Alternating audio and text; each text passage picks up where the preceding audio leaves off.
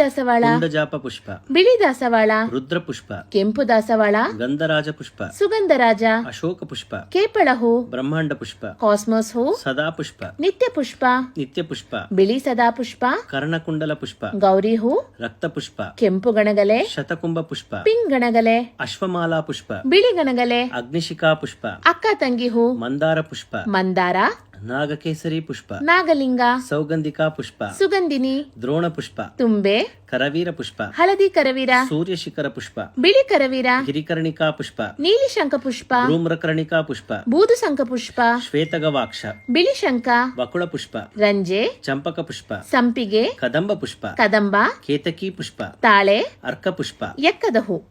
ಸಂಸ್ಕೃತ ಮತ್ತು ನಮ್ಮ ಕನ್ನಡದಲ್ಲಿ ಎಷ್ಟು ಚೆನ್ನಾಗಿದೆ ಅಲ್ವಾ ಈ ಹೂಗಳ ಹೆಸರು. ವ್ರತ ಪೂಜೆ ಪುನಸ್ಕಾರ ಮಾಡೋ ನಿಮ್ಮ ಆಪ್ತರಿಗೆ ಇದನ್ನ ಶೇರ್ ಮಾಡಲು ಮರಿಬೇಡಿ. ಇದಲ್ಲದೆ ನಿಮ್ಗೆ ತಿಳಿದಿರೋ